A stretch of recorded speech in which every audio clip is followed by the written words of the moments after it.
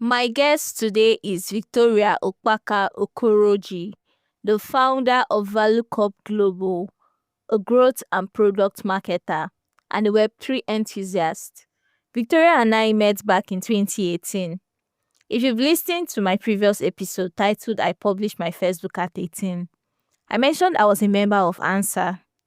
ANSA is an acronym for Association of Nigerian Student Authors.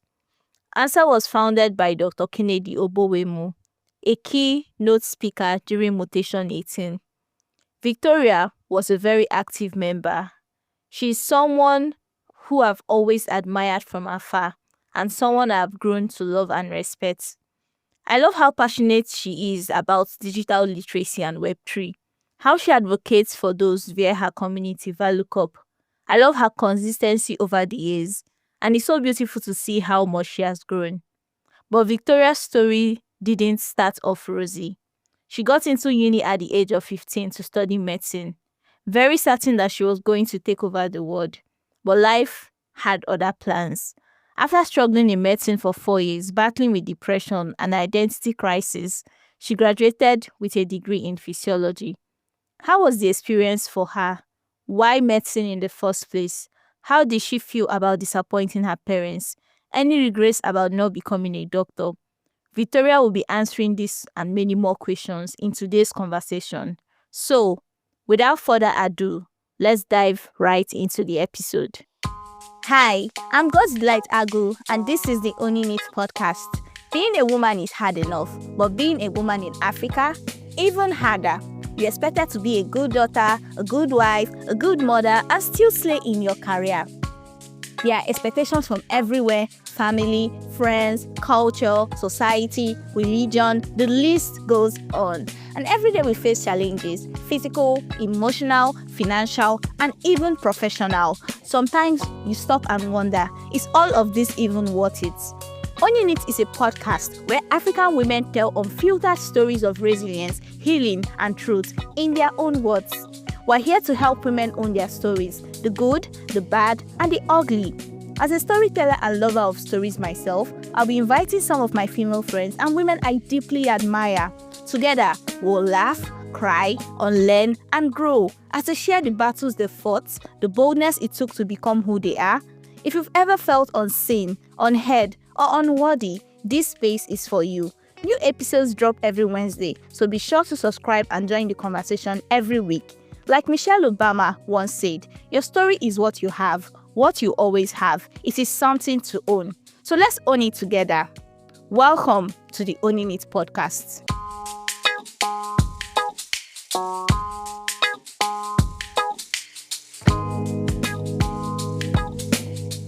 Hi, Victoria.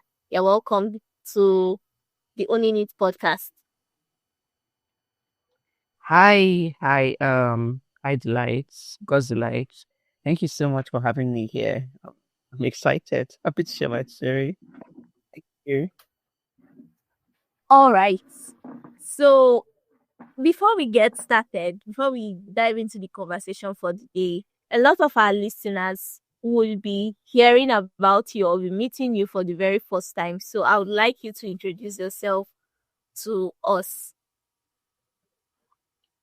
Okay. Just like God's Light said, I'm quite multifaceted. Sorry people ask me how I do it, and I usually don't have a like say a very straightforward answer to that. So my name is Victoria Ukpaka Okoroji, and I'm the founder of Valucop Global. It's a talent accelerator for Web3 careers. And I'm also a growth and product marketer in the Web3 space. Um, also, I'm a mentor. I'm a coach.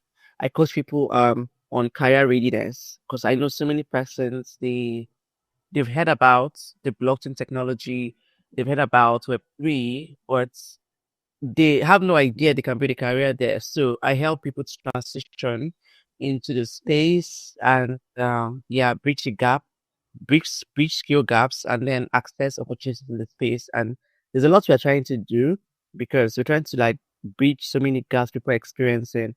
trying to even access these opportunities. We've realized that it's not enough for to tell people, oh, you can get a job, or even help you bridge skill gap. What about the opportunities, right? So we're trying to, at this point, we have a project we're on, um, trying to connect people to those opportunities that will eventually bring them the earnings, the money that they need to make. Now, Yeah. we also notice that people want experienced talents. And in Africa, in Nigeria, we have people that are hungry.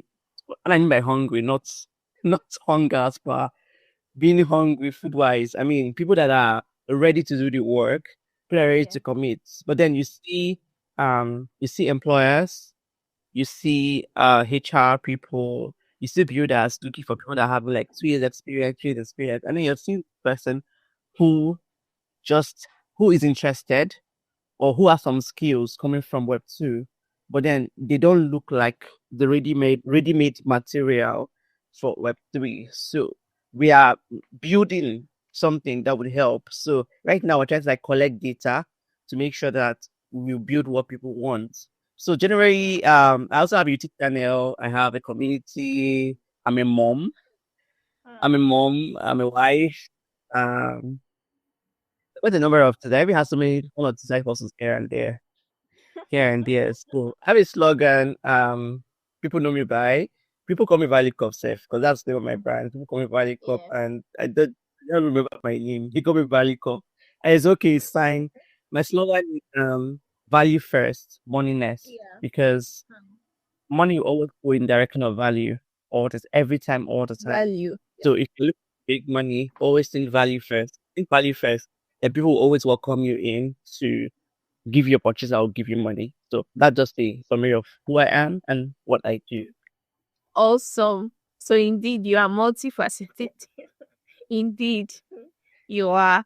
Thank you so much, Victoria. So let's get into the conversation, right? So in this series of conversation, we're trying to tell stories about some of our past experiences that are not so good. So the Only Need podcast, we tell stories about African women who have been through different situations, be it good, bad, or ugly. And there was a time in your life where you were studying medicine, which is quite interesting because in this part of the world, when we have anybody who is really smart or intelligent, you have limited career options. It's either you are a doctor, you are a lawyer, or you are an engineer. So, so I would like to know what led you to study medicine in the first place. Was it your idea? Did someone push you into it? Just walk us through that story. Okay, so you know how in a typical let me start here. So today I stumbled on a post today on Yeah. Instagram about a family that has I think 6 children, Mm. three doctors and 3 lawyers. And I was smiling because how my family would have been. That's how Mm. my family would have been because growing up, I mean, before I was even 10 years old, all of us in Yeah. our house we already we hit we my parents they told us you're going to you be a medical doctor, you'll be a nurse, you'll be a pharmacist, you'll be a medical doctor. Mm. That's how it was distributed, the 4 of us. Mm. And so all through primary school, all through secondary school, at the back of your head, you're constantly reminded that this is what you're going to study in school. It influenced our choice of subjects in secondary school. Yeah. And for me, I've always loved anything that had to do with literature, anything that had to do with a lot of reading, right? A lot of I've never really been a fan of like calculations, mathematics, all those things. Not like Yeah. I fail them. I pass them because I have to pass them, but if it's something I enjoy doing, I like to write. I enjoy writing. I enjoy reading a lot, stories. So all my favorite textbooks were my mom's textbooks when she was in school. My mom is actually a nurse, but that wasn't what she studied in school per se, like secondary school time. Yeah. Like she had all of these history books, commerce, economics, all of those stuff, and I enjoy reading all those books. I enjoy reading even Igbo. I enjoy reading a lot of Igbo novels, Igbo stories. It was so at some point, my mom thought that I was going to be a lawyer because of how much I read. growing up. Yeah. And she told me that that will not happen in her house. That happened in your house. That was going to be a medical doctor. I should be reminded that I'm going to be a medical doctor. So it was everybody. There's nobody that lived around us, visited us that didn't know what we were going to read, like in school. From medicine, my sister was going to be a nurse. My other brother was going to be a medical doctor, and then my other brother was going to be a pharmacist. So, but then, Wow. um, fast forward to fast forward to WAEC period. So WAEC period, I was supposed to choose. I was so good in my courses in junior secondary. I was that A student. Like if I say I'm coming first, like I'm always coming first. You don't even there's no doubt about what I'm going to score at the end of the term. And Yeah. but then SS1 came. Yeah, we had all the courses. We did all the courses. We did all the both art, science, and then when I was about to enter into SS2, my accounts teacher, I remember her being so shocked that I was going to choose science. She was shocked. She was because she was expecting me to stay in art and still do accounts because that's how my teachers Yeah. loved me in school and so I quickly dropped it even though I didn't even like calculation. I was just a good student, so I just quickly dropped had and even geography. Geography was like a compulsory, almost a compulsory subject for science today, but I didn't do geography. Like, I really wanted an art course, so I chose literature instead. I was like one of the very few persons who did literature alongside science courses, and then fast forward to university, and I finally find myself in medicine. Right, I found myself in medicine. I wanted to go to UNN, but that didn't work out. Immediately, my mom saw that Madonna was admitting, so she was like, "How much is it?" She was so. Another thing too is, my mom didn't want any of us to spoil in quotes, in quotes. So when she heard that, oh, there's a private school where they don't allow nonsense, they don't even give you room to breathe, all those things. So she she was so happy to jump on it, and also they are open to medical courses.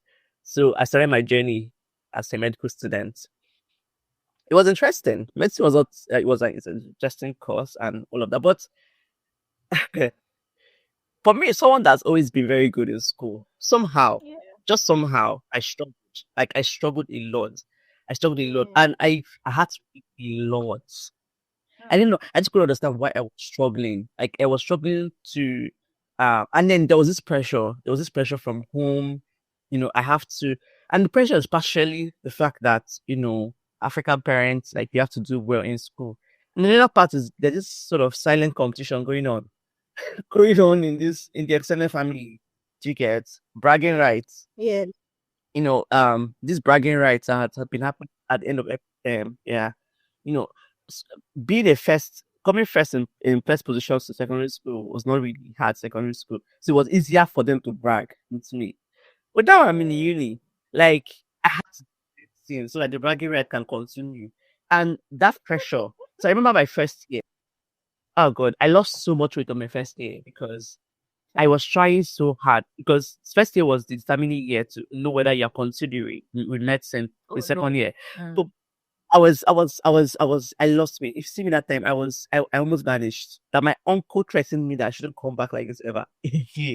I was that like because I was so worried. I was always worried. Like I was, and then I had this one of my courses organic chemistry.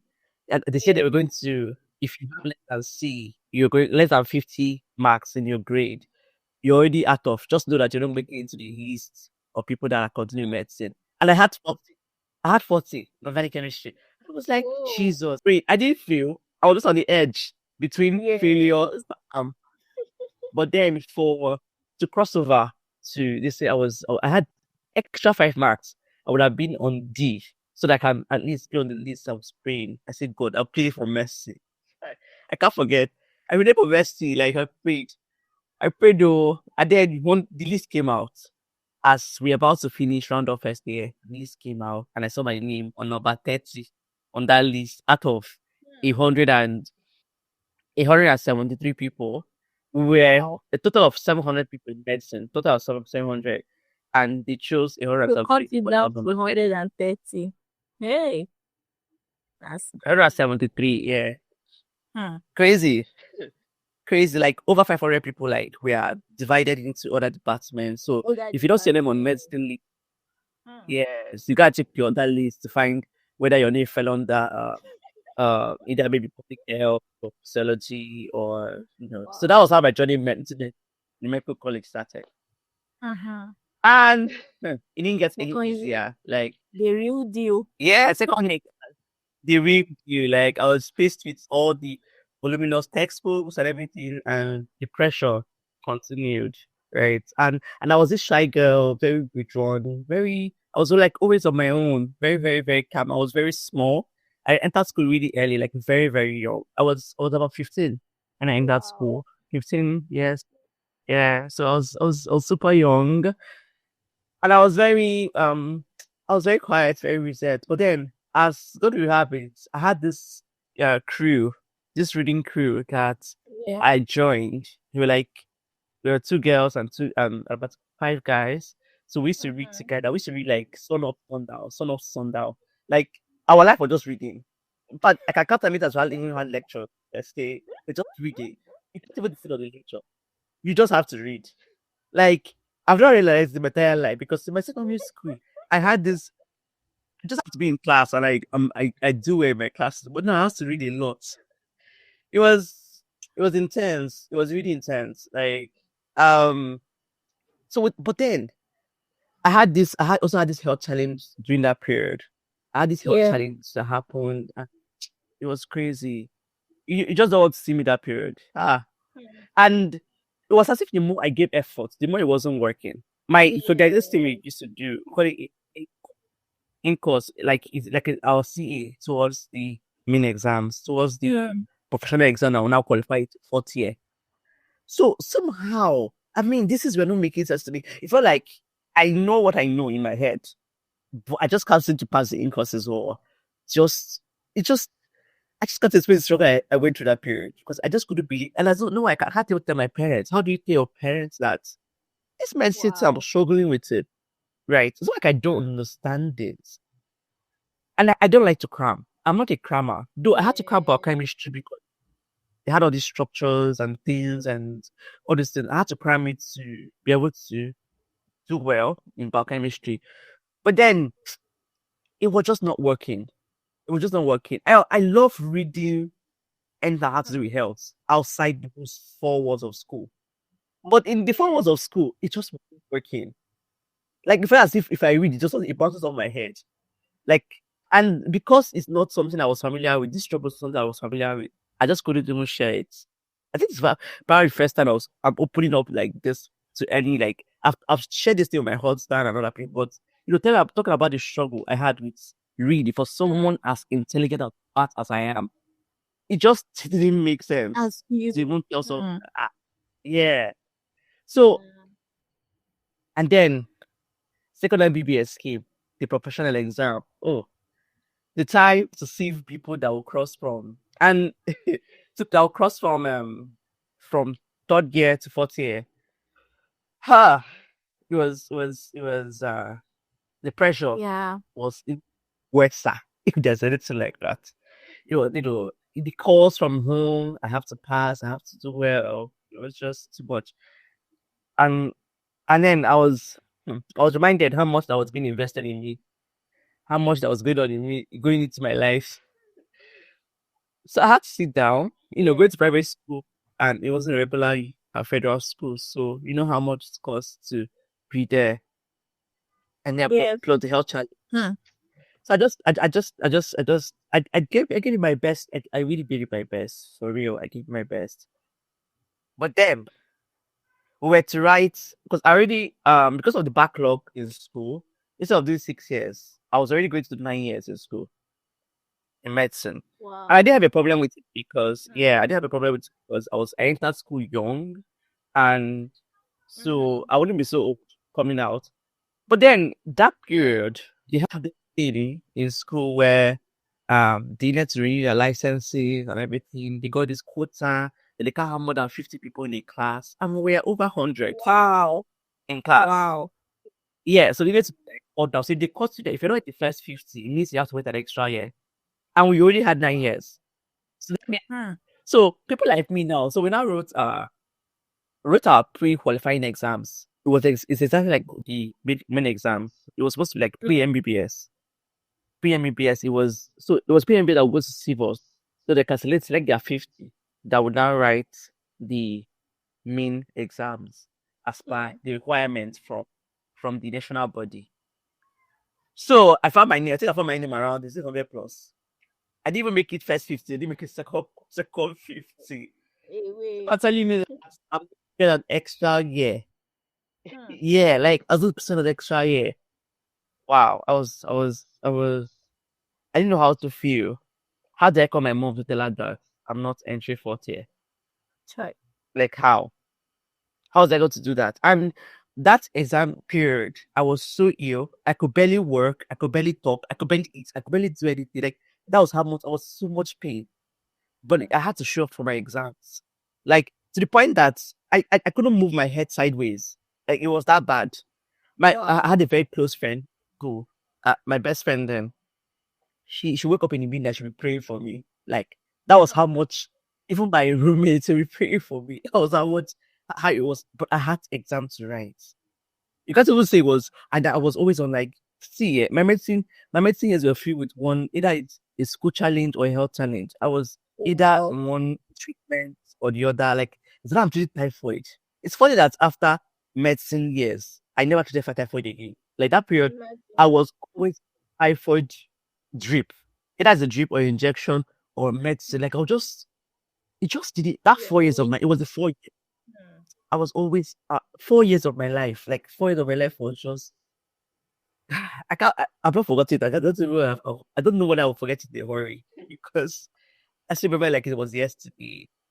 So Wow. after the whole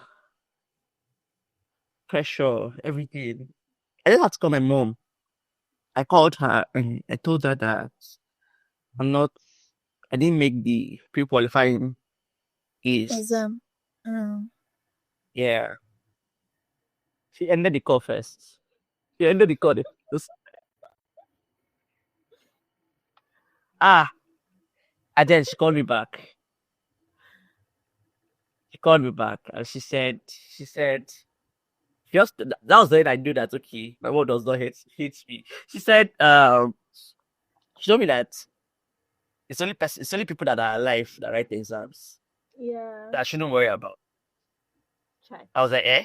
It's not my mother talking. Like I was shocked because I mean, all my life I've been pressured to go first in life. Like I've been pressured Yeah. to go first in life. I have Hmm.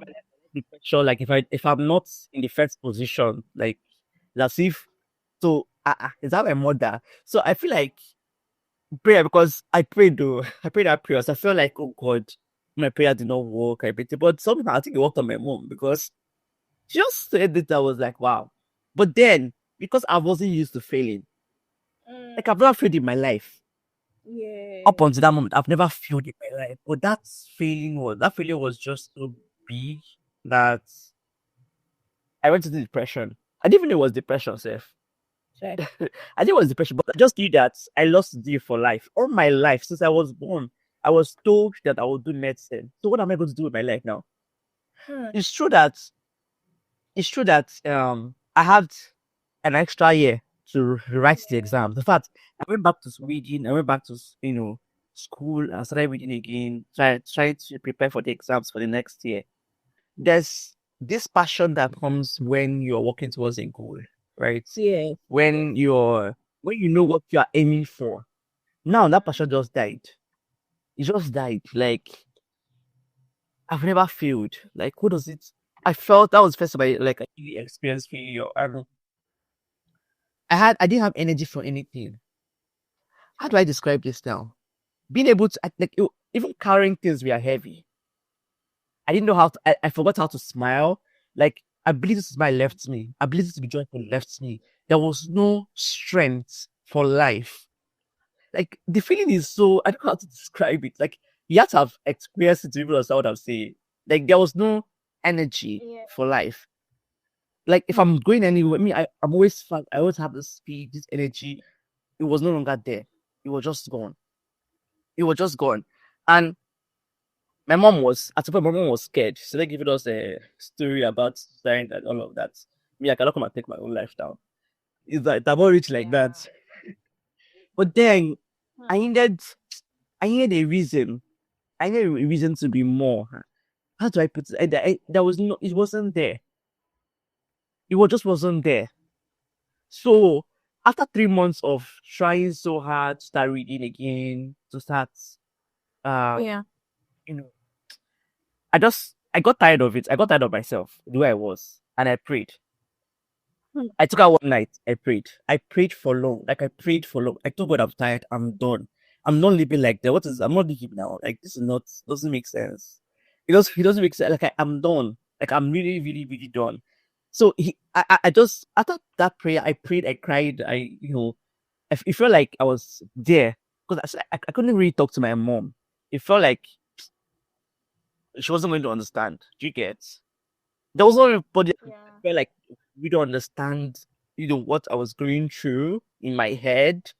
So I just had to like talk to God, who I believe so much that He can hear me. And so I Yeah. prayed. After crying and praying that night, I slept. I woke up the next morning. I called my mother. I told her I'm not doing medicine again. Wow. Like Wow. there was this strength to make that decision. There was this boldness to make that decision. Like I told her, she was like, This okay, was what do I like want? the 300 level repeating year. Yes, yes. Wow. Hmm. I wasn't doing again. She was like, okay, what do I want to do? I said, I'm leaving this school. Changing departments. She Chai. said, I can't leave this school because that means starting afresh completely. I start leave and start from where? I said, okay. And by that time, the first semester for next year had already gone far. Like, I mean, people have already fixed CCE. Yes. You're Hmm. prepared for exams. Do you get? Yeah. So I had to start looking for a department that had done minimal CE. So I can just easily beg the lecturers to give me Fine. my own CE to Hmm. write. Yeah, so I Yeah. started looking around and I found physiology, medical Hmm. physiology, and then they had only one CE. And as God may have it, the lecturer decided to do a second CE for anyone that missed the first CE. So I had only one CE to catch up with, and that was how I changed department. And I had to sit down Wow. because this was now the fourth year, right? And my mates, people I came into school with, they for 4 year course, they were already graduated.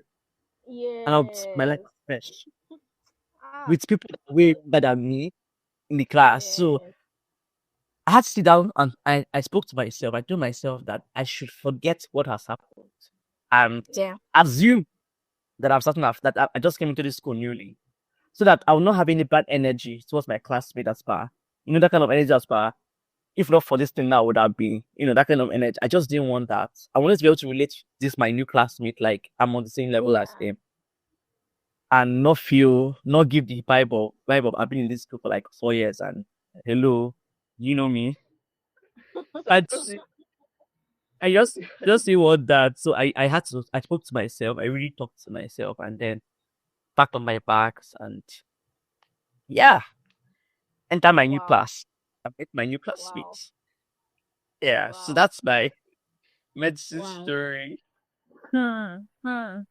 So while you were speaking, I was just really smiling a lot because it's quite similar to some of the experiences I've had myself. I like it was so it was so relatable. Like every single part of it was so relatable. Talking about the fact of you've never failed in your life and then suddenly you Yeah, failed. Like it's such yeah. a big blow. Like it is such a big blow. So like I could imagine how that must have felt genuinely. Yeah. Yeah, it was a lot.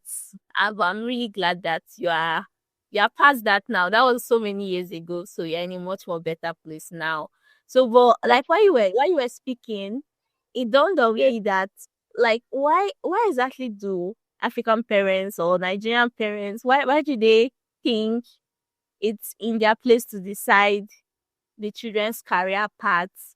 Or like, why do they have that mindset? Because now you are a mom, and I believe you're not going to want to do the same thing to your child. Why do you think that is a thing? Quick break. I want to tell you about something really special. If you've ever felt overwhelmed, mentally drained, or like nobody really gets you, I know a space that might just change everything. It's called Mutation Monthly Series, a talk show I'm a part of where young people between 16 and 35 gather every last Sunday of the month to talk real talk about our mental health, our emotions, and healing in a world that doesn't always make room for it.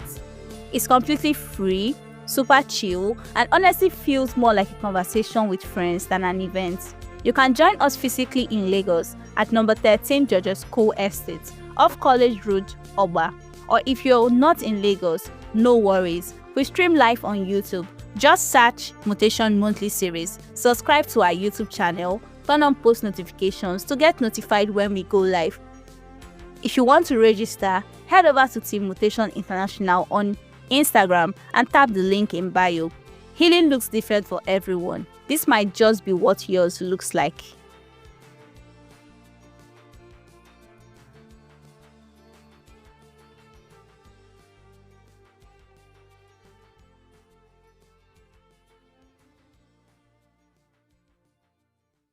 Okay, so I think looking back, like you said, now I'm a mom.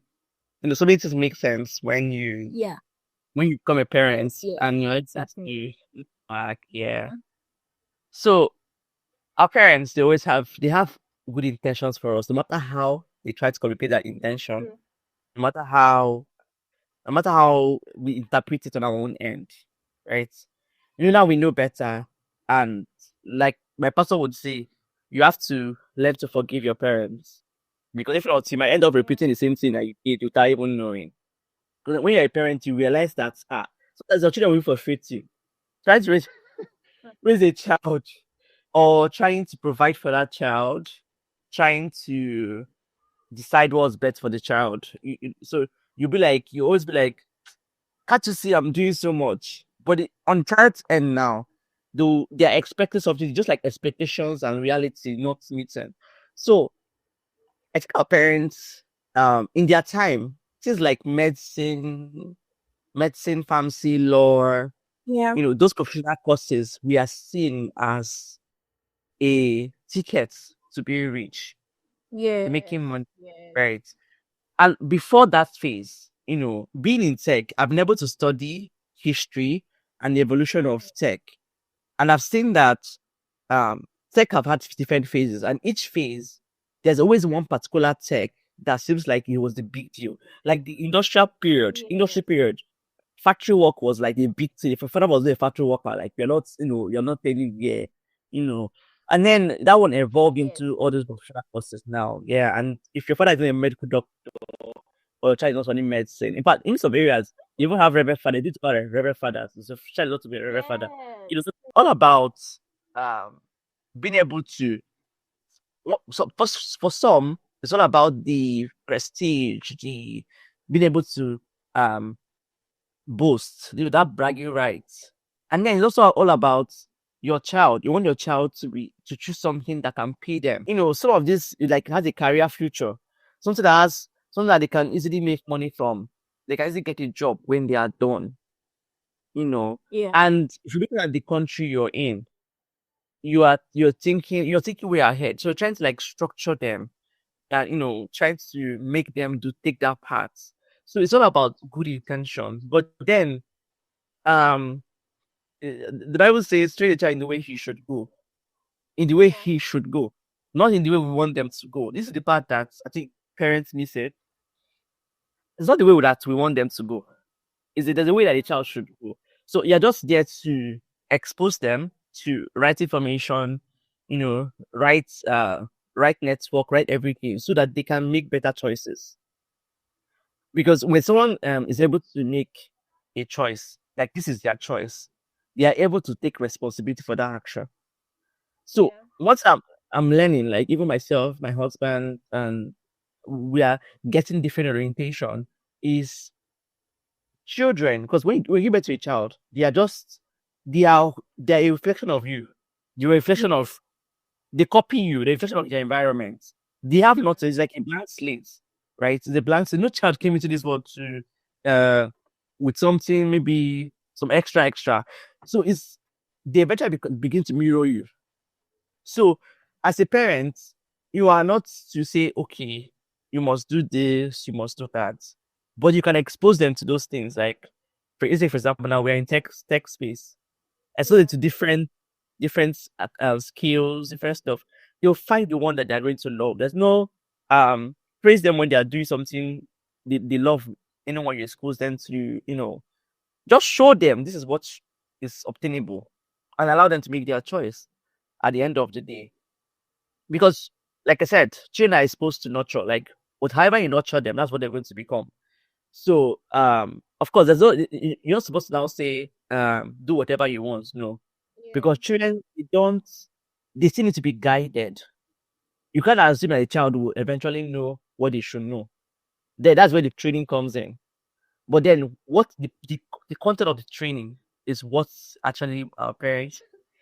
What's how they go about the training, how we go about the training, how one. The method. Yeah, yes, the method. Training is important. Even me now, sir, I'm doing my MBA.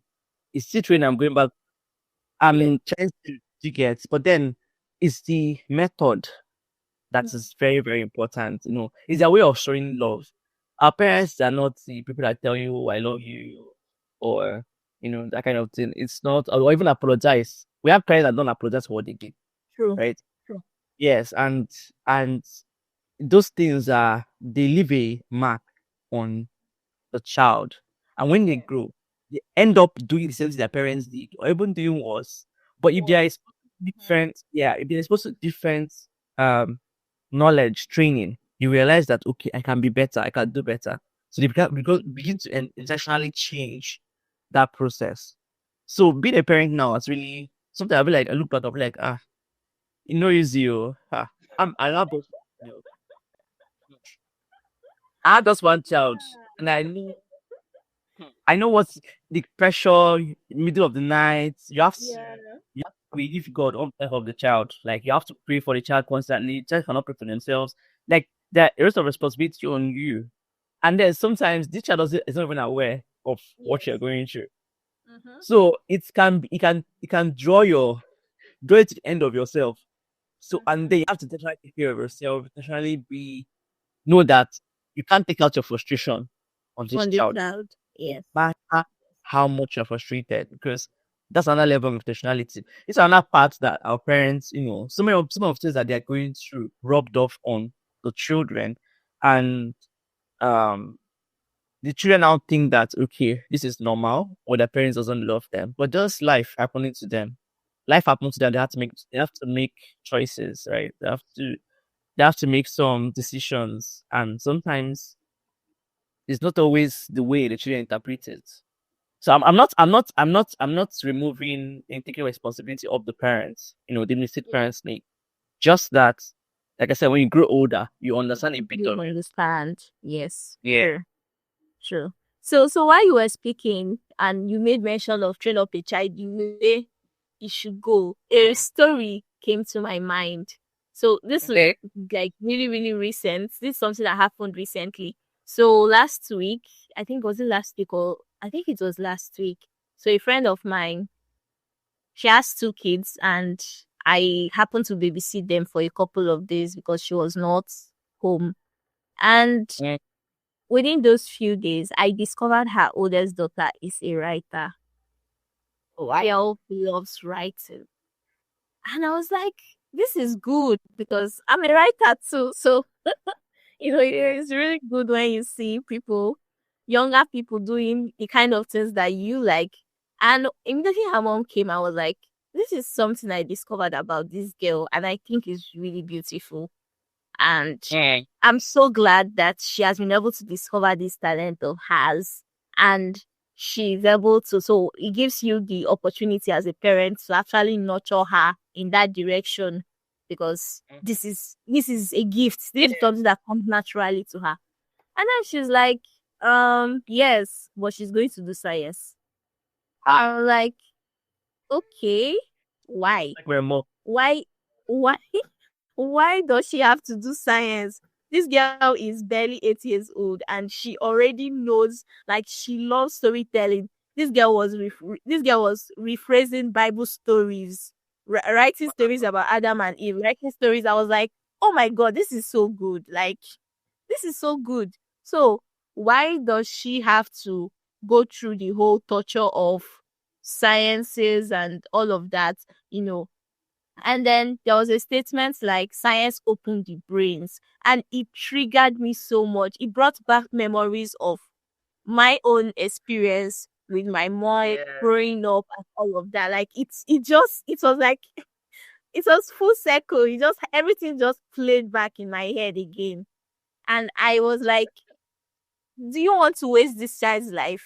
Like, do you really want to do it?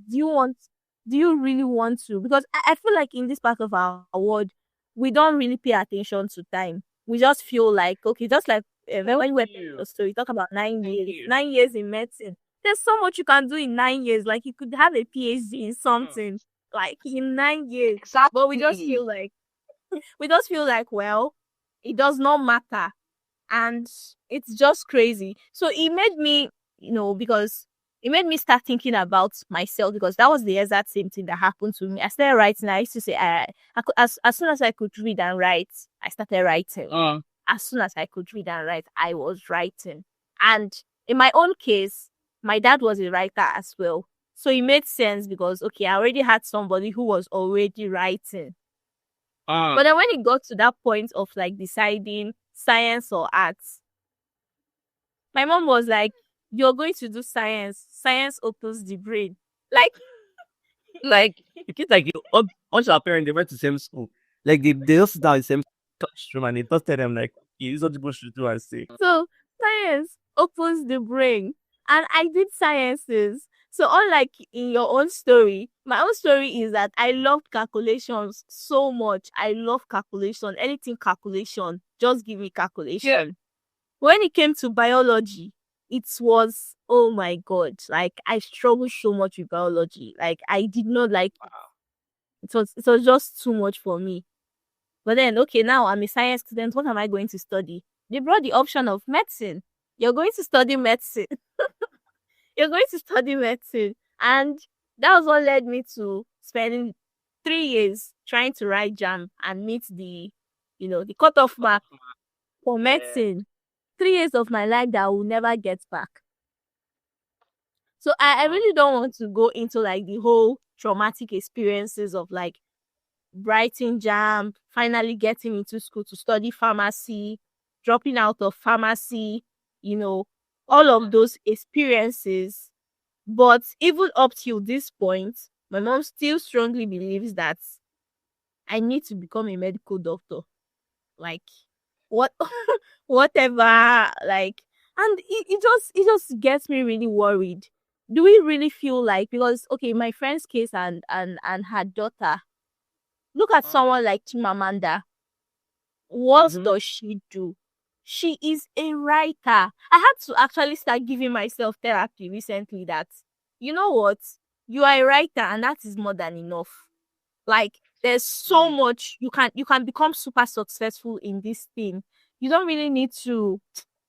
I don't know if you I don't know if you understand like what I'm trying to bring out of this.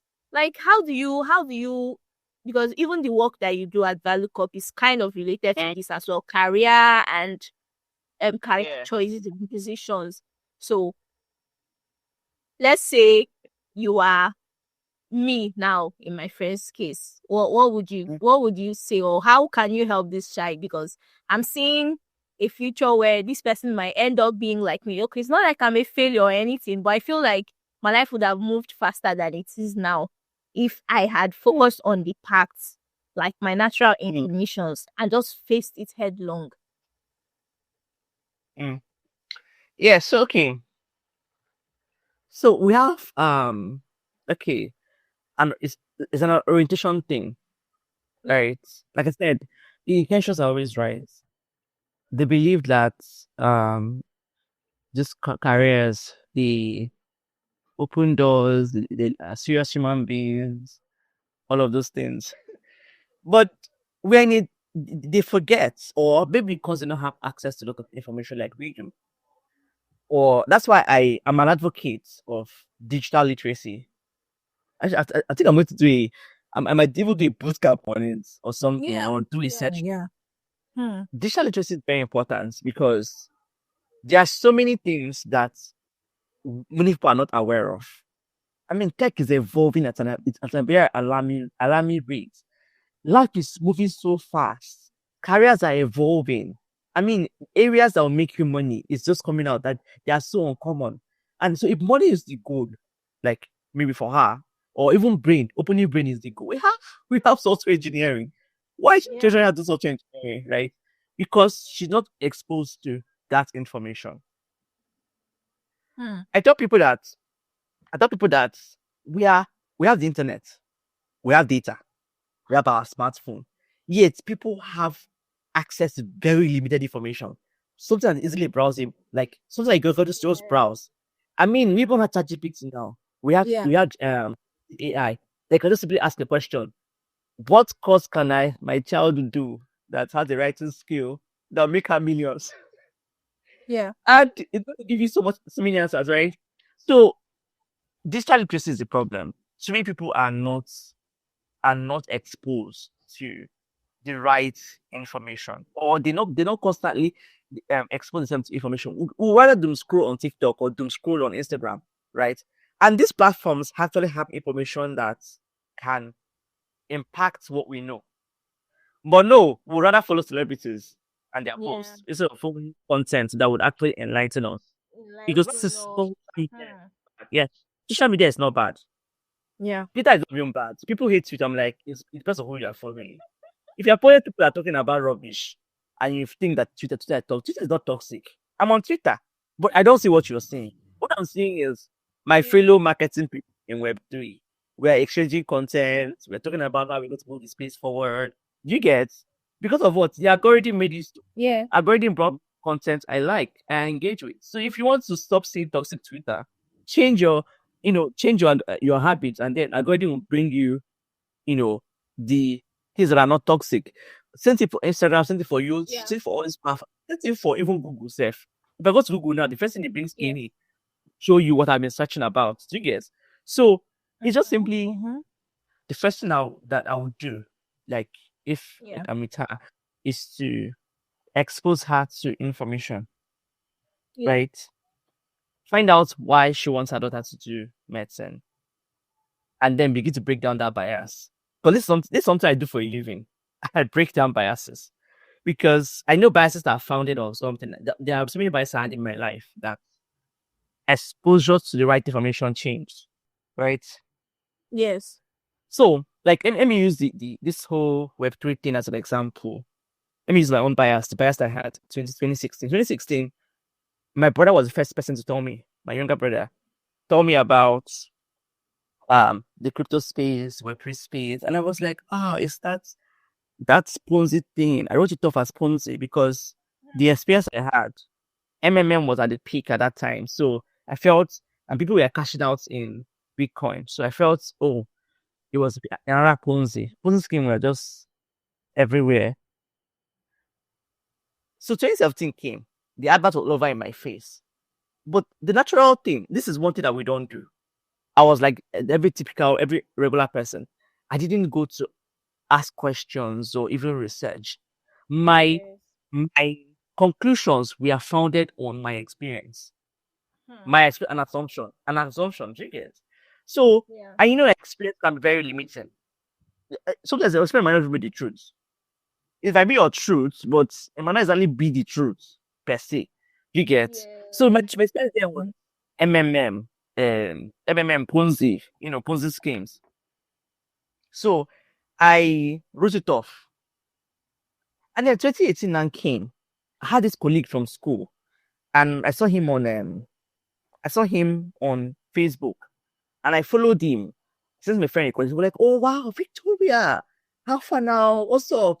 Are you are you hope you're doing crypto? I was like, that's it. I'm not doing it. It was you're not doing now.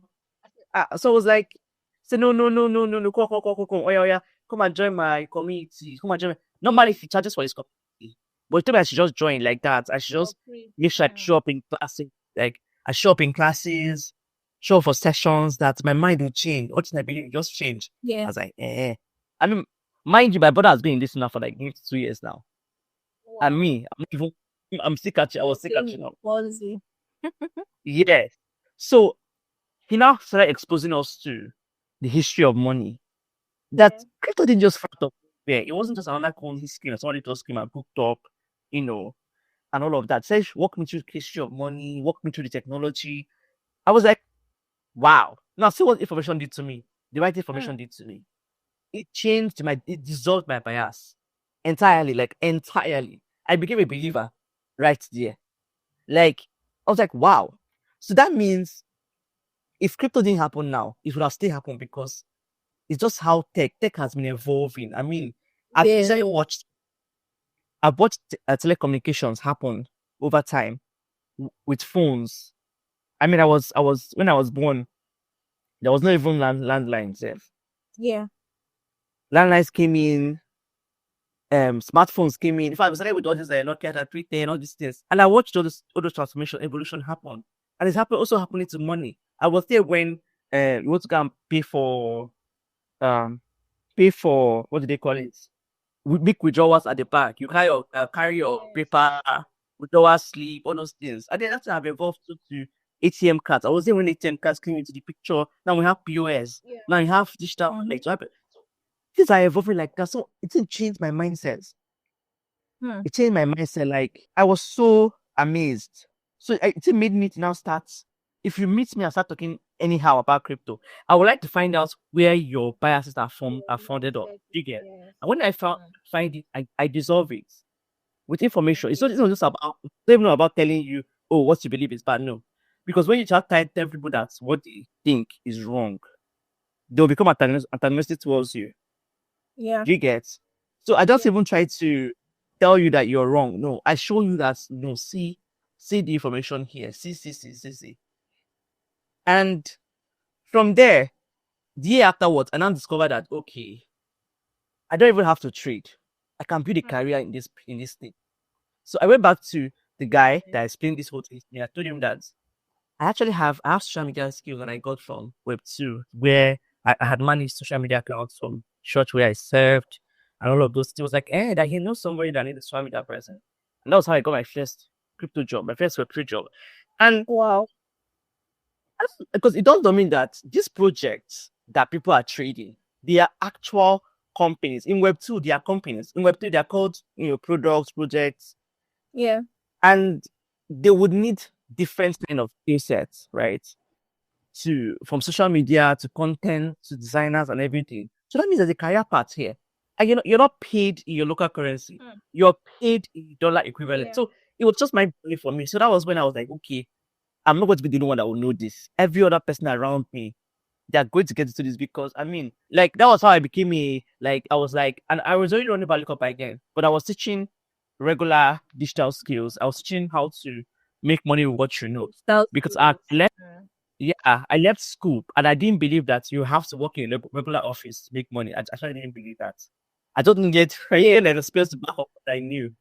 I knew that I wanted to be able to work from home and I knew it was possible. So, and I started working towards it and voila, life simply evolved towards that direction. And all I'm trying to say with my story is I help people break their bias with information, show them the facts and figures, show them the results in your life. It might not even be your life. Let's say you know this thing and you might not be there yet, right? But you know should work for someone. Like I have my brother now as proof. My brother is way ahead of me. Like he's a very major proof. Yeah. I mean, once I'm going to that's an example for you. And I have so many examples around me of people, right? And I'll just start making references to you and break it down. Like you can make a lot of money. Now, so it's beyond the money. It's about the skills, about the that thing you want to really achieve, want the child to achieve, you will still achieve it in that same writing. Like, Mm-hmm. people write up writing like doesn't because of what they know. Yes. Just one Yes. star author, one local author, one corner Mm-hmm. like that.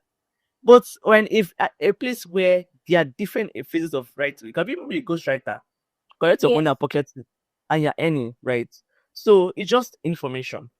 It's like what happens to us when it comes to the scriptures and the Bible. So people believe what they believe. But if you want to really dissolve people's what they think they believe, just show them where it is in the Bible. Because sometimes it is who quote from the Bible says sometimes. You ask us, is this really in the Bible? So that's the same thing with us and with humans and with our biases and with all our assumptions. We are scared that they will not make it in life. Parents are scared that their child will not make it in life. So they don't want to post more this or about that one.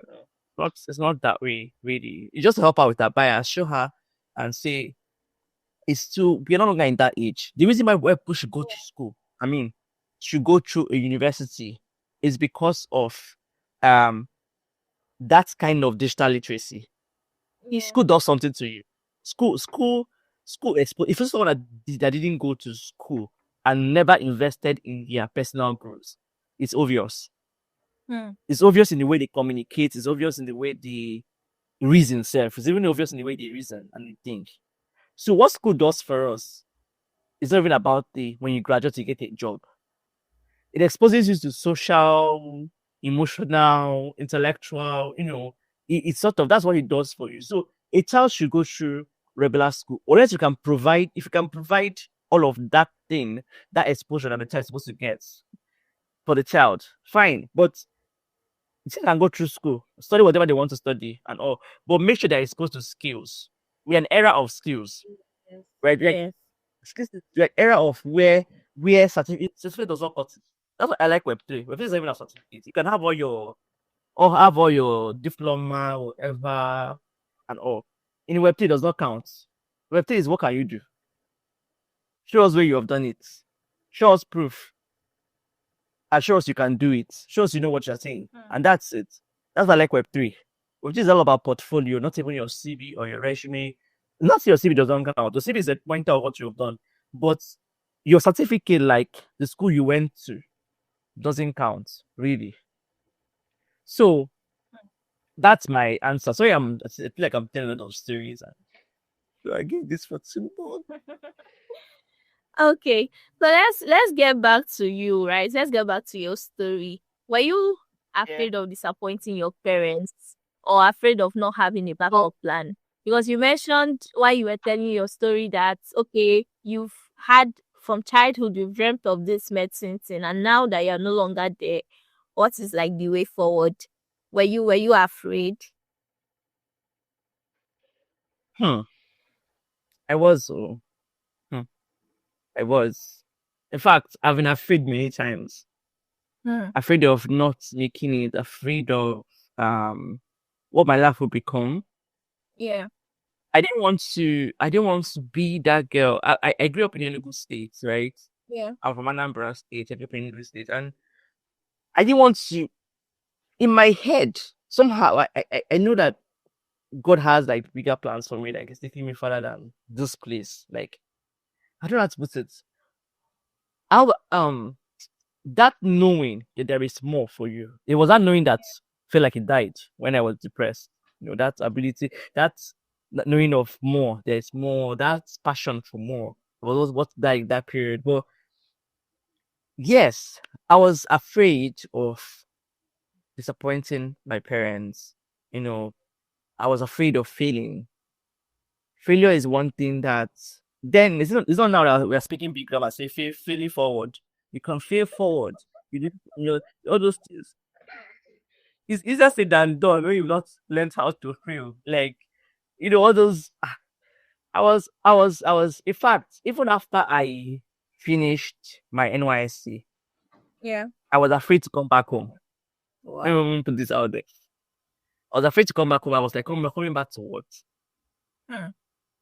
GK, what's next? I didn't want to end up at home just like that. And my parents were, typical African parents. Like, you are a female. you are our child. Whatever we say is what you must do. Do you get? Yeah. So, and I was always this obedient child. So how do I bet this future that I sense inside of me? Like that was one of my fear when I first started. Like how do I bet this future? I know that there is more. There's more to it. Yeah. I can't place my hand on it. I can't touch it yet, but there is more. And how can I pursue that more if I come back home and I'm not able to communicate my more to my parents? Mm. Do you get? So Yes. it was there. It was there. The fear was there. Medicine days. The fear was there when I graduated. Fear was there when I served. After I finished serving, and my mom she had to bribe me. She had to bribe me to come back home. I spent an extra 1 month after I served because I was trying to ask myself questions. What do I do when I come back home? And then, as God may have it, that's why I'm a believer in. I pray to God when my life is going through drama. I just simply pray to God because there's what I believe in right happenings. Right, sometimes something just happen in your favor. It's not like you cannot really point out how you personally engineered it, but something just happened and just take advantage of it and just run and say, this is an opening. God just provided an opening for me. Let me just take advantage of that. And that opening was when my mom said, just woke up one morning and Yeah. said, I want you to go and do your master's. I heard that master's is not expensive. You can just do it to 200K. I say, like normal, that was never in my mother's plan. All my life, all my mother wanted us to do was just to have our first degree. Let all her children be graduates. That's always been our plan. Masters was like it was an answered prayer. Yeah. It was as if just came out of nowhere, and I had the opportunity to just. I was like, this is God just presenting an opportunity for me to go for that more. Because the more if I talked about, because like you now, I started writing when I was way younger, like that girl. My children's I had a novel. Yeah. I have a novel very unpublished, but I have a story I wrote when I was even in JS3. And my parents promised me, like, wow, you wrote this, you're going to help me publish it. Trust me, that book is still in my father's house. But I started writing early stories. I think I have novels that I wrote. It's in my handwritten novels. My father's house. Yeah, so I've had fears, and the masters just gave me a way out. I said my master's in public health, you know, public health, and I started working towards. So it just gave me something else. But what I did with that master was I was able to leverage it to begin to. So by then, I started Valucop. The dream of Valucop came into my heart. I started working on it, Okay. and I couldn't even share it because they won't understand it.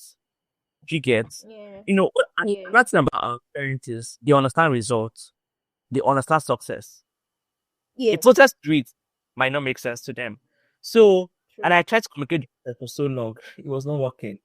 I just focused on doubling down on what I was doing and find out tools. I know digital things cost money. It costs data. Yeah. Data was the money. Data was life. Data is life. Yes. So I had to find a way to start doing freelance job here and there to earn my data money. But I can't be going back to my mom now. I'm still giving me data money. She asked what I did. In fact, my mother was never in support of smartphone safe. She doesn't understand why you need a phone. She doesn't get it. Like beyond making of calls, that time, that period, she didn't understand why you need a phone. Like a smartphone. Like why is no smartphone not good enough for you? You get so trying to break those in external all this exploration was too much work. It was misunderstood. So I just focused on doing what I was doing behind the scenes and waiting for the day that the result will show so that they can now see that this thing pays off. So now they give me so much credit. They were like, oh, I have writing first on my siblings. So that, oh, their children are doing well. That this one, that one. They give all those credits to me. And me, I don't like taking those credits because because I know the process that brought all of us to this point. Um, so yeah, there was fears. There was so many fears, even down to getting married. There were so many fears, so many fears, and it all boils down to the whole. There's nothing about the female child. The female child. There's so and I'm also the first. So there's so many things that Oh, happen because I'm the first. Yeah, that my students didn't have to experience because, like, experience. Mm. yeah, after the medicine experience, it didn't happen again with my siblings. In fact, my sister was supposed to do nursing. She ended up being a medical lab scientist. My brother was supposed to do medicine. He ended up doing biochemistry. My other brother too was supposed to do supposed to be yeah, pharmacy. Ended up doing biochemistry. So I don't know what he did. They were like, I beg you don't want to happen to happen to other people. So I was a sacrificial lamb. Let's face it, in today's job market, talent alone isn't enough. You need the right tools to position yourself for the opportunities you deserve. That's where I come in. I offer bespoke career branding services, tailored CVs, compelling cover letters, optimized LinkedIn profiles, creative portfolios, job search support, and interview preparation that gets you results. Are you fresh out of school, switching career paths, relocating overseas? I've helped people in your exact shoes secure life-changing opportunities, and you are no exception. You can go for a one-off service or choose a full package that transforms you from a job seeker to a job magnet. Are you ready to stand out? Send an email to godsdelightagro99@gmail.com or WhatsApp me on +234 909 378 1187 and let's get started.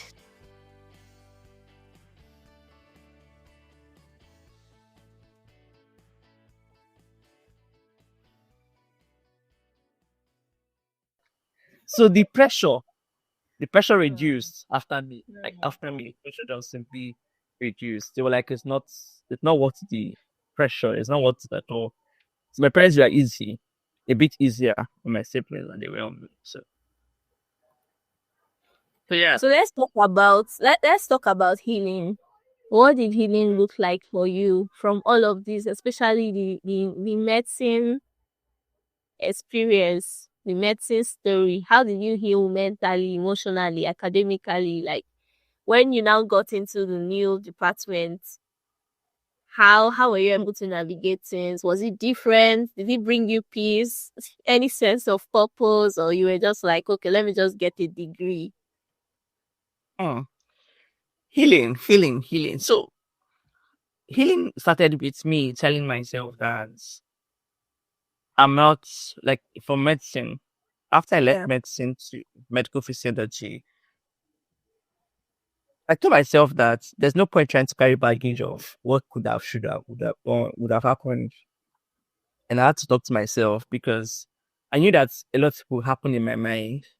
Yeah. I mean, every day as I'm going to class, well, it's all the same department. It was in the medical student had a hostel. So every day I see your could have been classmates, medicine, you get read, you Yeah. say hi, stuff like that. So I decided I was going to be intentional about my mind, you know, the pressure that would put on me, that feeling of I failed. Yes. I took my mind off that whole I didn't fail. I'm not a failure because it's medicine. I mean, do you get? I still have Yeah. and they are not better than me.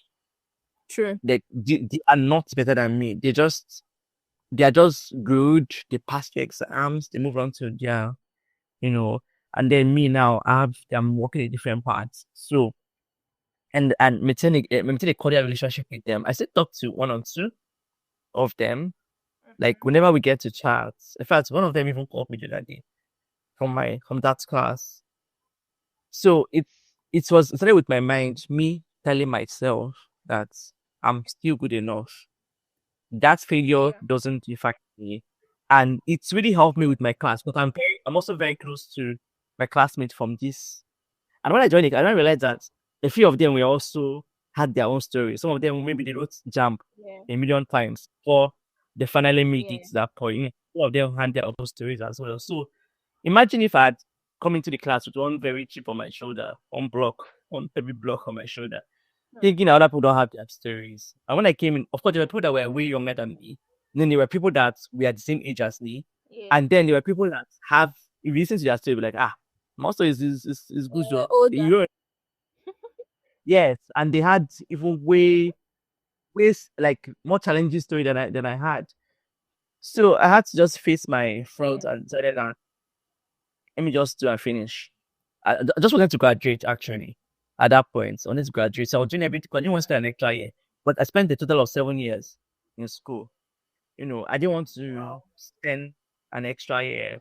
But then I almost spent an extra year. I didn't even tell you. I almost spent an extra year. I almost spent an extra year because of one. Exceptional wala is this one again. I had to see as someone I like to pray to go when I have all these funny dramas in my life. And which one is this one again? I tried so hard, like I made sure that because physiology was no longer hard for me. I mean, I was coming from medicine. Most of this thing I already knew Yes, it. I spent 3 years already, so Yeah. they work in the park. Was okay, but I wasn't stressful. I wasn't even spending all those extra time reading again. Hours. I used to spend Mhm. hours at night. Now I just read normally. And funny enough, my health challenges stopped. Like it still Wow. doesn't still how like it was just weird and it ended with that whole medicine drama. Like my health challenges stopped. I became a very healthy child. Very healthy. Remained 3 years where there was no health drama. Once around nine malaria, there was no health drama. Like Hmm. I was like, ha. So yeah, so healing was starting with mentally, and then um after I graduated, for the longest time, people were still calling me thinking I was a medical doctor. Sometimes they even stop me to ask me for telling them what is wrong with them. Because my mother, everyone on my streets, they will stop me and ask me for diagnosis. And it was just, and my mother still also introducing me as a medical doctor. Oh. But I put it as a physiology. Do you get? Or they just couldn't move on from the fact that I should have been a medical doctor. But then, um, it was just an intentional thing on my part, really. It was really, I just had to move on inside. I had to muzzle it talk. Not beyond muzzle it talk. It was more of a talking thing. I had talking sessions with myself, lots of talking sessions with Yeah. myself, you know, and telling myself there is more. There's really more to life. And I didn't know that there's more to life. I mean, see me today. And Yeah. every time I mentioned that I could have been a medical doctor, people used to be shocked. This is very shocked. How? I am grateful. Sometimes you don't know how much you are grateful for the challenges you went through until you have Yeah. experienced the victory. You get right now. I'm super Yeah. grateful. I mean, I met my husband after I left medicine. If I was, because I met my husband in school. I met him in school. We were Wow. friends. We were friends. We were friends. So we didn't let's marry each other like several years later. Got married several years after this thing. So, but I met him in school. Like we were friends. So there's so many things that if I look back now, I'm grateful for because of that one challenge. It didn't look like it at Yeah. the time, but now I'm so grateful. Like thank God for that part. But trust me, once I was doing all this, my life would have been so consumed with one medical thing or the other. It's not body in that line of life. I come out cap, I throw away cap, but it's not me. It can never be me. Like looking back now, I'm like, what was I really going there? Like, I can't even stand. I don't know what's wrong with me. I can't even stand the sight of Hmm. Lord or Blood. trying to, Hmm. you know, I have to muzzle up my heart. When it comes to my son now, I'm now getting stronger with being very strong in trying to take care of him. I remember one day we were circumcising him. I covered my face with my phone. I was not looking for, not, hey, God. So I don't imagine how would I begin medicine. If you were a So doctor. I don't even know what I would have done. So sometimes support system also matter. My siblings are amazing. My siblings are amazing. I used to wish my siblings on people. My siblings are very, very amazing. They've been very supportive, even up until this date. Even down to this motherhood period. Yeah. Back then when I was living, my siblings we are we are close like that. You get we are very we can tell ourselves what's going on with each other without knowing that it's a no judgment, it's a no the judgment free zone. Like Uh-huh. yeah, my siblings are all I put it, we lived the life together now. We experience growing up together. So it's more like we can relate. So we can share all our frustrations, all our everything. And my siblings are very cool. My younger sister is amazing. My brothers are nice. So support system too really helps. And I had friends. I had friends. I had my very close friend. She was amazing. She's still amazing. Like very, very amazing. And I had God as well. Because there were materials I came in contact with. There were people I came in contact with afterwards. They gave me books. I had these books. I had audios. So the more I learned about myself in God, the more it's easier to believe there is more to me than all these school certificates and all of that. So that's what really impacted my healing process. So now I can look back and not feel like, yes, in Nigeria, we don't pay attention to time a lot. We don't Yeah. see the importance of starting life early. Like if you were please Yeah. fit, you see a first year student with a skill way ahead of you. Like Mhm. Mhm. it's so like so many CEOs and founders in crypto space, they are so young, like you'll be shocked. And they are Yeah. handling teams, they are doing stuff, they have skills. And they're not even a graduate yet. They're just probably still in school. I mean, every day I'll be like, I want to even hold I'm looking forward to holding maybe a session of on starting your life early. We need to push that Yes. message Yes, we need a lot, to. Mm-hmm. a lot, because there's no point waiting for 25 years, 30 years. Of course, there's a space to get Mm-mm. through life, right? Yeah. Look at this man. Do you know Koska is Maduka? Koska is Maduka. Yeah. If you hear his story, some other person say his life and he's older now. But I mean, at Yes, 23, it's older. he's older now, but at 23, he was already making his millions. So, like, it's not even about the money. When we'll talk about getting skill because it's about the money sometimes. But when you start your life early, you are able to build your experience. You have the Yeah. chance to make your mistakes in a way that's Yeah. not look like Early. right. Mm-hmm. Yes, and you grow Yeah. through it without the Mm-hmm. pressures. Without all those extra pressures that come. And we stop putting pressures on people. Other pressure that people are going through right now is the pressure of social media as well, where they feel like they have to blow early, grow fast. Yeah. Social life isn't about blow, making money to all this like being a millionaire early. No, it's about instead of waiting for life. So when you graduate, begin to learn things, the necessary skills you need. So that by the time you're even graduating, if you are market ready, life ready, Yeah. you are doing stuff. So yeah, that's essentially how my healing happened, really. Wow. So you know this thing you're saying about starting life early and all of skills and all of that. So in 2022, there was this very long ass strike when I dropped out of uni for then, but I was still around school, and Yeah. I just hosted that webinar. Life begins after graduation, because Yeah. that's technically what they a lot of people believe, like that life begins after graduation. So I hosted that class, and I brought my friend whose life changed. Okay, you know who I'm talking about. So whose life Yeah. changed because he got a skill.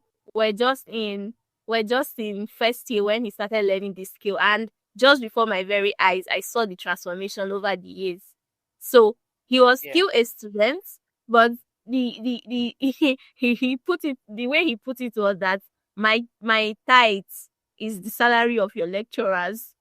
So just imagine being like a 100 level or a 200 level student, and your tithes, your 1/10 is your teachers, your lecturers' salary. That's the Exactly. power of skills. That's the power of starting early. He got that job at like 21. Starting your life really early. You don't have to wait. And right now, he has moved on to do bigger things for himself. He's not here waiting for NYSC, waiting for, oh, Oh, let me get a job. Oh, there's no job. I've been applying for. No, nothing like that. Like, his life has yeah. done. So we don't always have to wait to start our lives after. Yeah, I think it's a very important conversation, and it's something you should actually plan towards, having such kind of conversations. And there's so much importance in starting life early, honestly. So much. So much. So much. Important. And our parents need to I have a mentor and he's constantly trying to expose himself to more. Like, he keeps telling me that I don't want to, because I don't want my child to ask me a question and I don't know what to answer. I wish we need our parents to think.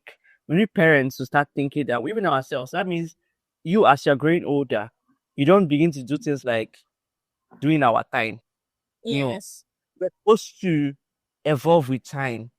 Because whether you like it or not, the life your child is going to meet is going to be way Different. advanced It's than already now. it's already different. I just left secondary school. It's not even up to 10 years I left secondary school. And I'm talking with Exactly. my younger cousins, and there are things they are telling me about their schoolwork and all, and I'm shocked. I'm like, is this how it is nowadays? Because during my time, it wasn't like this. I'm already feeling that okay, this is different. Just in a Yeah, case of a different, how much more your yeah, parents that are like 20, 30 years older than you. yeah. So we need to. There's a lot of mind shift that needs to like happen. You know, Mhm. maybe it starts with us now that Yes. are becoming parents. Like whenever my mentor says that thing, it's like a jolt of awareness for me that he's always trying to whenever there's a new information, she wants to at least know what it is. Whenever there's a new tech, he wants to know what it is at least. So it doesn't become a cake and his children will not grow up and be like, there's this much gap between him and his children. Mhm. Like, Yeah. there's a lesson there. There's a lesson there for people. That's what really causes all of this whole parents wanting their child to be something else and then the child wants to do something else. It feels like, there's a clash there. So now that you've made it to the other side, do you ever wonder what your life would have looked like if you stayed in medicine? No, the wondering, I don't know, I'm glad. I'm glad I didn't, right? I Like I'm not. How would I put it now? I don't miss anything about it. Like I've never wanted anything about it. It's more like a relief, right? That it really happened. Yeah. Like I keep saying, I'm not trying to talk down on the department or the course or anything. No, this is just my life, right? Well, I'm just happy my life go that direction. Kudos to all the medical people and that are doing a great job. But me, nah, I don't want that. Don't worry. Rather, I'm looking forward to more I can do. Like I want to do more. There's just so much I need to do. Like so much on my plan I need to do in this area of my life that I'm inside. I don't miss it. I don't even want that. I don't even remember it. I just remember when I need to tell stories like this and talk about it. So, what would you say to someone who is listening, who is still stuck in a path that was chosen for them? Okay, so I'm going to give you um I'm going to give you an advice. Okay, listen to me and you are stuck in a path that was chosen for you and not by you. Um I'm going to tell you not to fight your parents. You know, from Mhm. that's a fight you want to win. That's the fight I will go against. Yeah.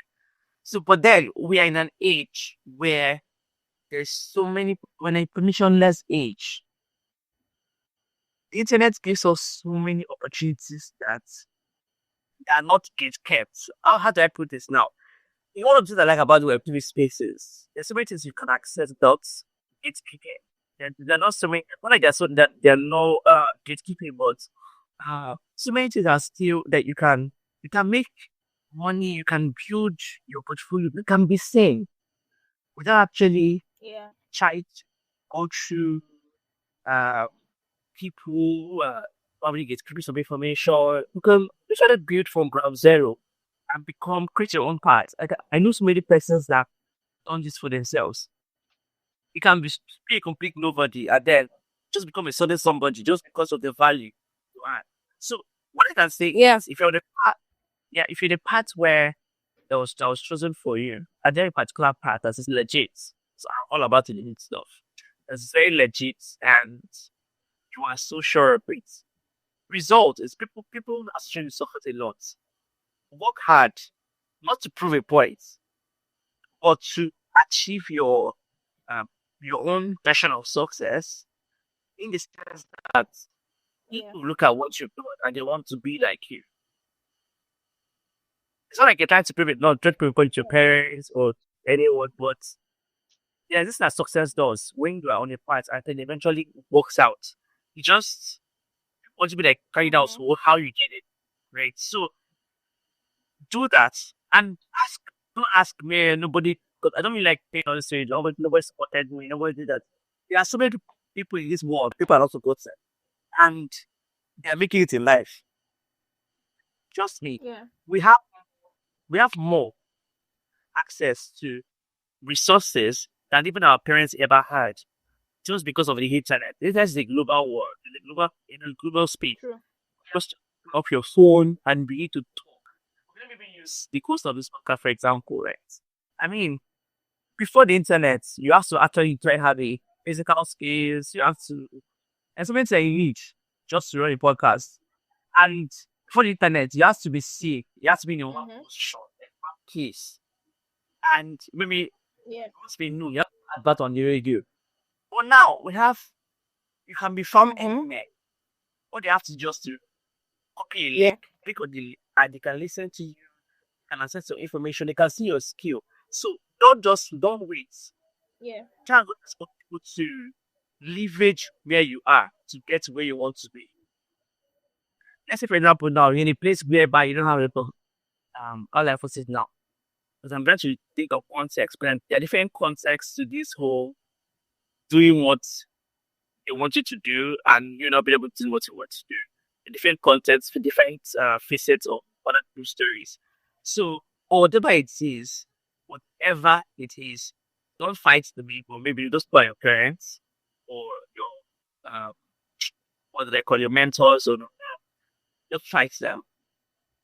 If you can increase your capacity, you have to accommodate what you want to do so. Because in the end, the result always speaks.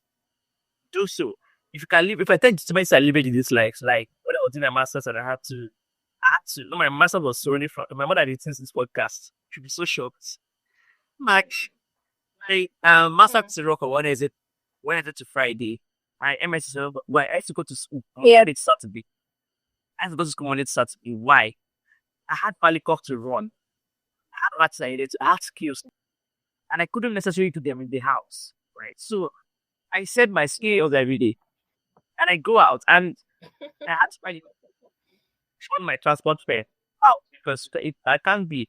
So sometimes I had to start doing all those freelance. Then Fiverr, I worked on Fiverr. But Fiverr, I wasn't getting into Fiverr yet. Yeah. So I just need somebody who was already doing Fiverr. I offered to do assistant job for him. So when his job it becomes penny. He's a writer. Whenever his writing job is making, I estimate deadlines. He gives me all that to do. And he was paying me in Naira per word. Now, I didn't care about the Naira per word thing, but more about I get on my data and my transport fare. Yeah. All those small topics that I don't even want because if somebody else is funding your dreams, once you'll act irritated as far you are disturbing me. Because I have money I need money to do other things. Mm-hmm. So it doesn't make them a bad person. It's possible that they want to go to other. Yeah.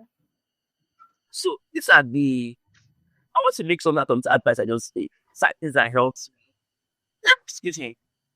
I need to think beyond my comfort zone.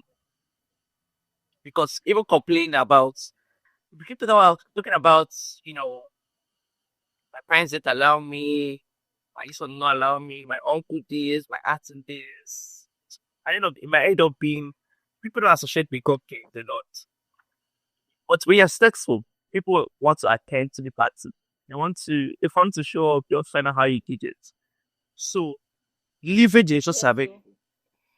internet is your friend. Internet is your friend. If something's not working now, if somebody is not supporting you now. In fact, somebody looked me in the face.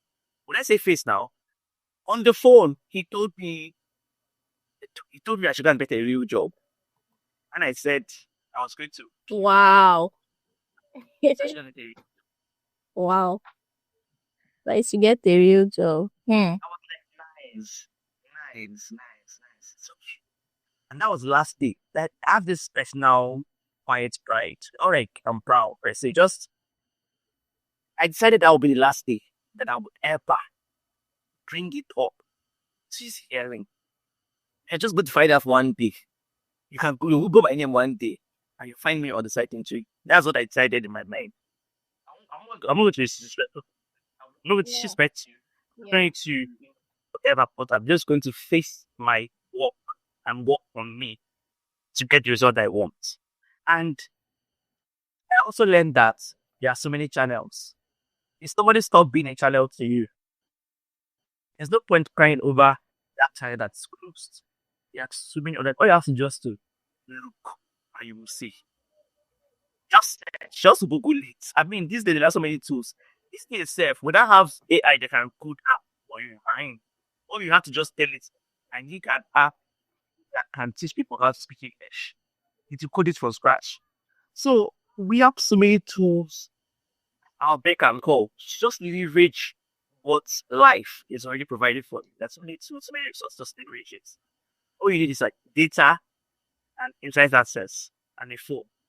It doesn't even have to be a high-end phone. It has to be a good enough phone that can browse the internet and can access those opportunities. And never be afraid to try. Never be afraid to if you see an opportunity, don't think that you're small to try that opportunity. Because imposter syndrome can happen as well. Imposter syndrome where you begin to think, am I good enough? Am I it can creep in. But no matter what your part of your mind is telling you, fight it with everything you have. Because if I look back now and remember that if I had Yeah. taken a different turn, or if I had stayed back, I mean, I wouldn't be married to my husband now. There's always my life I wouldn't have now. If I had just said, "Oh, my mother said I should, or nobody supported me, or did not agree, I will not be here talking to you. You get? Don't fight people in your life because it never ends well. Yeah. But then Yeah. learn to pick, learn to make. How they put that thing in. Let's make lemonade from the lemon. I mean, that's how it works. If I give you lemon, let's make Yeah. lemonade. That's what they say. Drink yeah and drink to your satisfaction. You know, that's my advice to you really. This is what helps me. I did find my friend. Also, it's been a very good session today. I've learned so much from this conversation, and I believe it's the same for most of our listeners who'll be tuning into this. So, where can people find you? If someone listening to this and they are inspired, they want to ask further questions, they want to see, okay, you've talked about Valucop, how do they, okay, they're interested. How can people find you? Where can they find you? How can they reach out? Okay, so I'm on X, formerly Twitter as Valucop. You can easily access me on YouTube as well. Valucop Global TV. We have tons of content for you if you are getting into areas in our emerging technology Web3. There are tons of content to help you. We're also on Instagram at Valucop as well. Um, you can find me for my community, my brand account on X. Just type my name, Victoria Ukpaka. Ukpaka is my maiden name, so I had to detail it and then my husband's name. Victoria Ukpaka Okoroji. Definitely find me on messaging, X. Well, then if you want to be very specific, this handle VALUCOP. VALUCOP. Just that 7 letters, and you find me. And then if you want my number as well, I don't have a problem with anybody trying to access it. I have my number for now. Maybe when I really social media. I'll add all of them. I'll add all of them in the description so that people can actually reach out if they want to. Thank you so much for sharing, Victoria.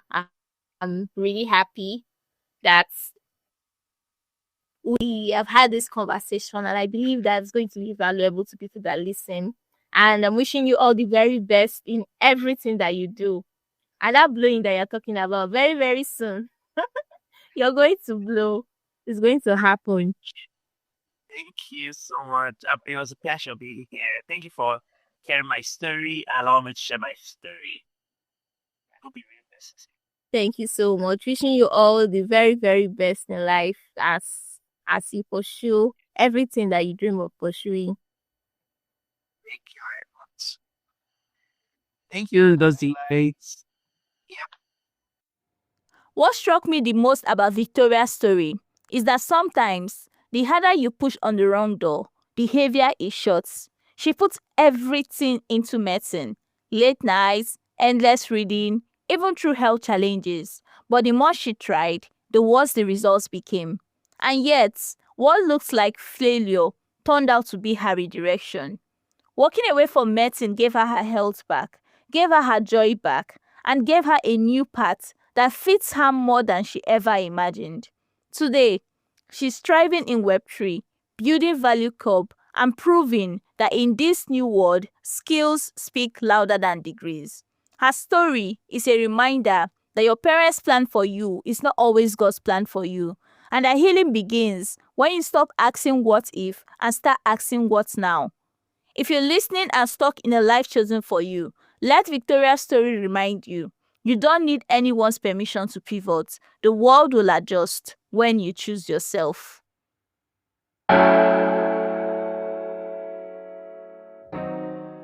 Hey, real quick before we end, if you've been listening and thinking, maybe one day I'll tell my story, this is your sign.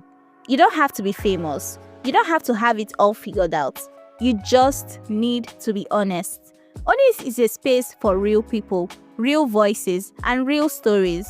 So if you've lived through something that changed you, grew you, hurt you, or freed you, let's talk. If you know someone whose story you find inspiring, an African woman you would love us to invite, tell us in the comments below. Email us at oninitpodcast1@gmail.com or send us a DM on Instagram at oninitpod_. We're waiting. The world needs your story, not a perfect one, a true one. Like this episode, share with your friends and family, comment the moments that got you the most or the lessons you've learned. Rate us a 5-star so that the episode gets recommended to more people. I'll see you in another episode.